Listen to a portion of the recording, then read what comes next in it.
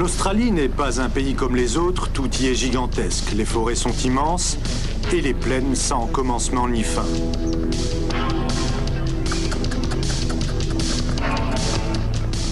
Juha Kankkunen se plaît bien ici, dans ce décor taillé à la mesure des ambitions des baroudeurs de son espèce.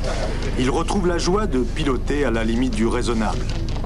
N'y a-t-il pas violé la victoire 3 fois de suite en 1989, 90 et 91, sans émotion particulière, avec juste au coin des lèvres, ce pâle sourire qui plaît tant, paraît-il, aux filles de là-bas.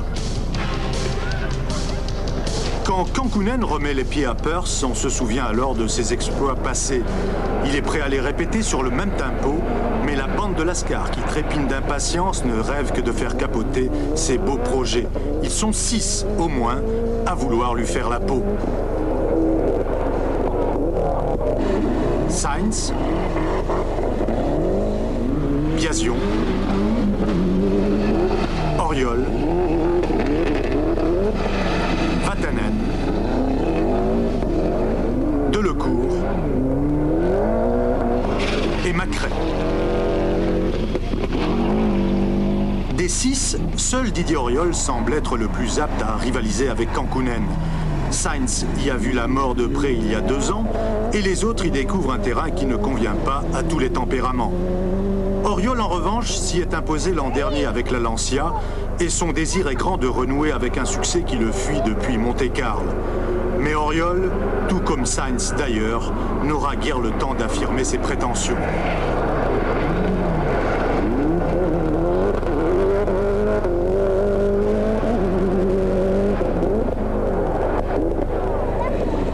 Carlos Sainz, le premier, se retire sans gloire après une sortie de route dès l'amorce de la 3e spéciale. Auriol n'ira pas beaucoup plus loin après avoir fait illusion dans les 6 premiers galops de ce rallye. Je suis arrivé dans un droite pas très rapide, je crois que j'étais juste 2 ou 3e, juste fond 2e où je mettais juste la 3. Et il y avait un gros rocher au milieu de la route, mais très très gros, c'était vraiment énorme. Et seulement j'avais pas de possibilité, la route était étroite, je pouvais pas du tout l'éviter, donc j'étais obligé de passer dessus. Et d'ailleurs la voiture a décollé, elle a fait un bond à gauche parce que j'ai roulé dessus et donc il était tellement gros que ça m'a soulevé la voiture. Et on a cassé le carter fêlé et donc lui il est parti et le moteur a cassé. Personne ne semble en mesure alors de rivaliser avec Kankkunen. Macrae tente bien de limiter les dégâts, mais à distance respectable du Finlandais.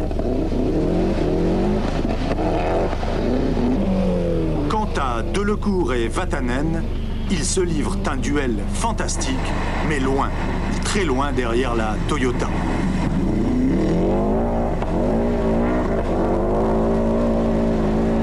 L'heure n'est pas à la gaudriole depuis l'accident qui a causé la mort tragique de Roger Friis, coéquipier de Possumbourne. Les têtes sont ailleurs. Fitz, néo-zélandais, astrophysicien, était âgé de 39 ans. Le lendemain, il faut tout de même repartir au combat. Macrae, jeune, insouciant, sans doute plus écervelé que les autres, est obsédé par le retard d'1 minute qu'il compte sur Kankkunen. Et Macrae espère bien mettre à profit cette seconde étape pour revenir au coude à coude avec la Toyota du Finlandais. Mais celle-ci rend coup pour coup, si bien qu'à la fin de la 2e étape, Macrae est toujours à 1 minute 19 de Kankkunen. Les Subaru ont démontré à l'occasion qu'elles avaient encore la pêche, car celle de Vatanen a fini par dicter sa loi à Delecourt. La timidité relative du Français, ajoutée à la discrétion de Mickey Biasion, prouve bien par ailleurs que les Ford n'ont pas ici l'efficacité exemplaire affichée depuis le début de saison. Delecourt à 4 minutes et demie de Kankkunen et Biasion à plus de 6 minutes. Les escortes nous avaient habitués à beaucoup mieux. Ce sont les moteurs qui n'ont pas leur rendement habituel. Pour compenser ce handicap, il faut prendre des risques insensés. C'est ce que fait Delecourt pour garder le contact.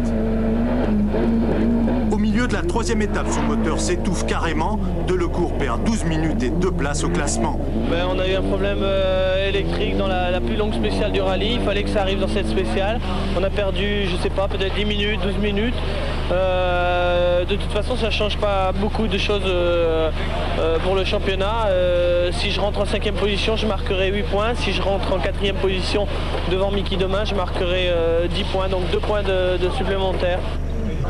En fait, Delecourt ne se pose pas de questions, il attaque. À la fin de la troisième étape, il est 5e, mais à plus de 21 minutes de Juha Kankkunen. Les malheurs de Delecourt ne nous ont pas fait oublier qu'en tête, ils sont 2 encore à prétendre à la victoire. Certes, Kankkunen paraît intouchable, mais Macré y croit toujours. C'est cela, le privilège de la jeunesse. Pourtant, à la fin de l'étape, la leçon est sévère. L'Écossais pointe en effet à 2 minutes 09 du Finlandais. Vatanen est 3e à 6 minutes 16, Biasion 4e à près de 13 minutes et Delecourt 5e. La 4e étape, courte et sans grosse difficulté, ne promet donc pas de changement notable. Et pourtant, Macré part en tête à queue, touche le fond, perd 33 minutes et dégringole de la 2e à la 8e place. Delecourt se retrouve donc 4e. Cela lui convient, mais ce n'est pas fini. Un peu plus loin, c'est la Ford de Biasion qui s'arrête définitivement. Capteur d'allumage défaillant et François hérite donc d'une 3e place inespérée derrière Kankkunen et Vatanen. Ses chances sont intactes dans la course au titre de champion du monde qui l'oppose désormais au seul Juha Kankkunen. Quoi qu'il en soit, Kankkunen a déjà fait l'essentiel en offrant le titre des marques à Toyota. Toyota, qui devient le premier constructeur japonais à enlever le championnat du monde des rallyes. Bravo, Juha Kankkunen.